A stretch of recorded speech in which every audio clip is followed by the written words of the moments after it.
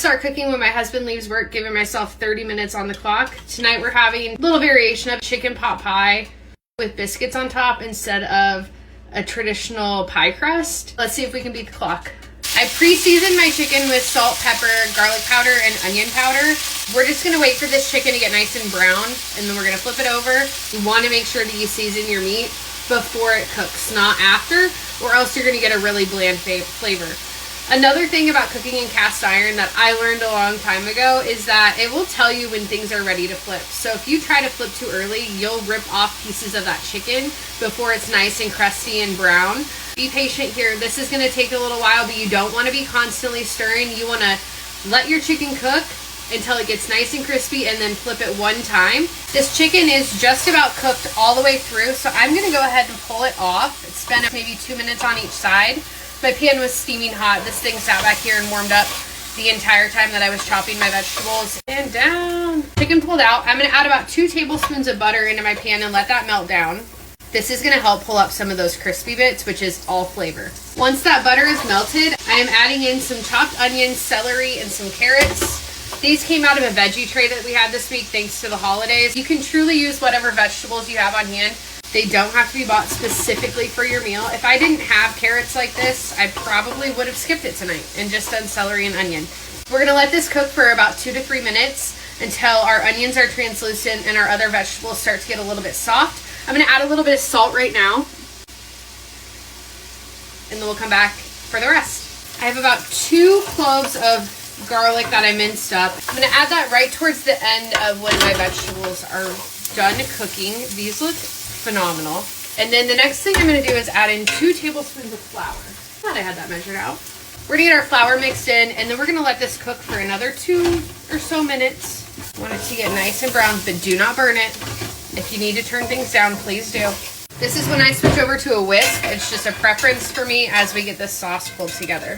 All right, our flour has been cooking for a few minutes here. It's starting to smell really good and also starting to look a little bit brown in the pan. I have my heat just about medium high. 1 cup of chicken broth and 1 cup of heavy cream. Gonna add that in. I only use heavy cream this time of year because I have it for all of my recipes for Christmas time. Normally I would just use milk. It does not have to be heavy cream. It is going to be more luxurious. As that's heating up, I'm going to also add in 1 cup of frozen vegetables, and then I want to bring this to a boil. I actually think I'm going to add just a little bit more chicken stock. 1 more cup of chicken broth I think will be appropriate. Our sauce is just starting to come to a nice simmer. You can see here. So I'm going to add the chicken back in at this point in time with all the juice. Do not waste any of that flavor. That chicken mixed back in, and it's just starting to get a little thick. This is a great time to taste and make sure that you've got enough seasoning. Salt. Stir that in. Sauce is bubbling up and getting nice and thick. So our last step is going to be to add biscuits right on top. You can use whatever type of canned biscuits you like. I think I just bought the original Brand's flaky layers. Now for the scary part. Turn my heat off. Biscuits are going to get layered right on here.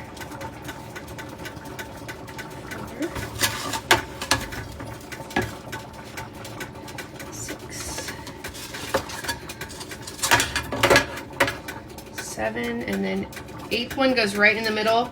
This is going right into a 425-degree oven for those biscuits to bake on. The package instructions for my biscuits say 14 to 17 minutes. I'm going to check them in 14 minutes, which means we're going to be overtime tonight, so we didn't beat the clock. But we're still doing pretty good. You guys, I think I actually beat the clock. No. They're out in the driveway right now.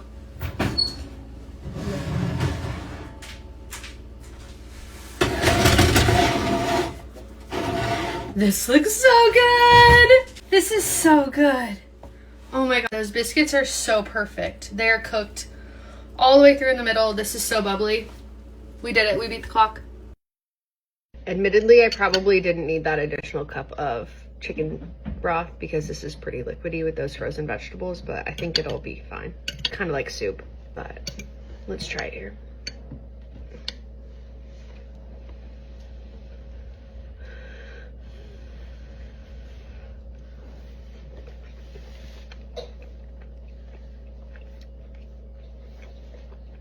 That tastes like home. Tastes like eating dinner as a 7-year-old in my parents' kitchen. It's incredible.